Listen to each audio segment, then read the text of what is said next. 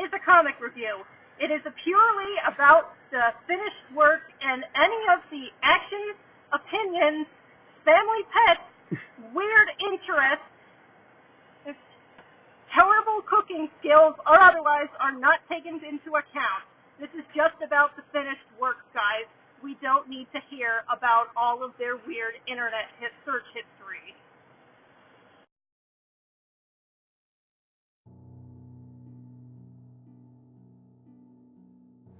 Hey guys, StarCraft here. Getting back now into doing the Marvel Zombies retrospective, but I'm gonna try and get two today because this first one it's gonna be a short one. I can't help it because we're gonna be talking about the Marvel Zombies Evil Evolution, which is the crossover with Marvel Apes. Marvel Apes came around the same time as Marvel Zombies, a little bit after, I should say, and all started after Michael Ringo did a drawing of a gorilla Daredevil, and it was decided, hey, let's make a story out of that. So they got Carl Kershaw to do it, and basically did an initial mini-series. Then they did a follow-up of one-shots that started to hint off about the zombies being involved until the last one, which was, unless you get to trade, a digital only, hence why I'm not doing all of the other books together. It ends with, turns out the zombies did come and attack, and they left, and they got sent off, except they had infected Marvel Apes and Iron Mandrill.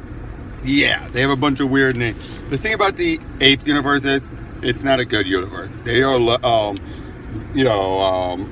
of the jungle and everything. But in this case, this basically wraps everything up and brings the saga of the Marvel Apes to a close. Any references to the other stories I'll bring up, but I'm just focusing on the zombies, as we're seeing a big attack going on in the Apes universe with the zombies. No, we're getting a flashback to everything.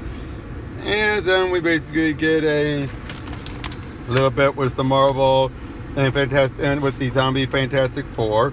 Then Wasp and Giant Man show up at one of their portals and think, hey, maybe we should try going to another dimension and try anything. They get visions of the Red Ghost, a Marvel villain, and the the ape Speedball, and that gets them tempted to go try to find this other universe. And eventually they do, and that leads to the events of Marvel Apes, where they get right back, and yeah, basically they Wasp reveals, oh, I took a nibble of Iron Mandrill, so that might be able to help them out. As then they decide to peer in on the other universe. Now again, all of this shouldn't be happening. We know that, and that's actually the point. This shouldn't have happened. As we're now seeing what eventually leads to Apes versus Zombies. They made their way there and are ready to attack them all. And yeah, it just basically goes into that, where it's just right out of blue, boom. We have a couple of other humans that are from the universe that are in for the ride. And then the Ape Avengers show up and swing in and attack. Even saying tear them apart, and I love this. Ape Avengers assemble! Brains! As they all charge in and fight. As, again, all this other characterization, like I said, this is the accumulation of everything from the Ape story. But again, I'm just breathing through this, but we're seeing, whole bunch of stuff happening, other characters getting blasted, zapped, etc. You see Quicksilver get taken out by Ape Susan Storm, who in this case, unlike Ben, who becomes a monster, she becomes human, and Johnny kills her, and zombie Johnny kills her.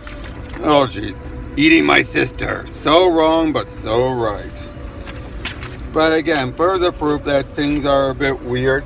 The apes rip apart Mr. Fantastic. You know what? This whole thing is just crazy. But basically, you start to have, we have Magneto show up. This was before he got killed. Colonel America takes out his ape counterpart, etc., etc. And then throughout all of this, it basically eventually leads to them realizing none of this should have happened. None of this should have happened at all. We need to go back and actually fix everything. And yeah, this is a really stupid story.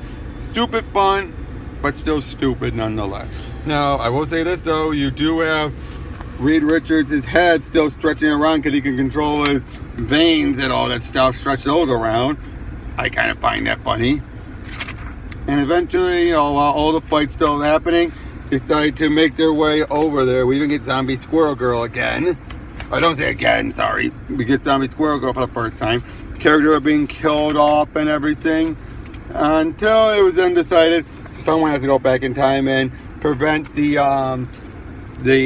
Marvel Apes from observing and trying to activate their own portal. That's would have gotten the Marvel Zombies' attention. They need to prevent all that from happening. And what's her name? Gorilla Girl, an actual Marvel character, takes it upon herself.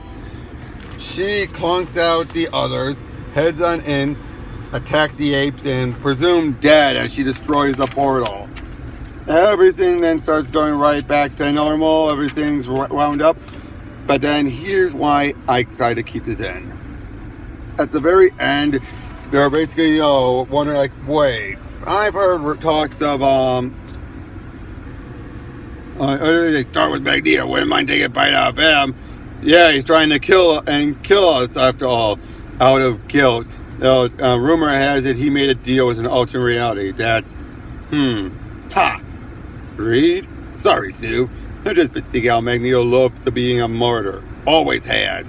For all I know, he did make a deal with some alternate reality. But that has nothing to do with any of this. It's a coincidence. There's no doubt the infection came from another dimension. But what I find astounding is no one connected to something that's been right in front of them the whole time. Central to what's all happened, in fact. My dimensional portal. Nope, you're wrong on that one too, Reed. But, because we already know he arrived in the middle of New York, but as we already know in Marvel Zombies Return, yep, it had nothing to do with that. It had to do with the watch from the other Earth sending him in. Or sending him to the afterlife first, and then that's where Ash met him. But, yeah, that was the whole point of this. To reveal that Magneto's point in Dead Days, nothing to do with the explanation. So, yeah, this was just a stupid story. It's totally made pointless by the end, but it was still crazy fun. The different art styles clash and yet somehow work. It wasn't worth going into full details, but I figured I'd get out of the way, and that ending was the main reason why. Later today, I'll be, almost alongside this, I'll be doing Marvel Zombies 5, so see you guys then.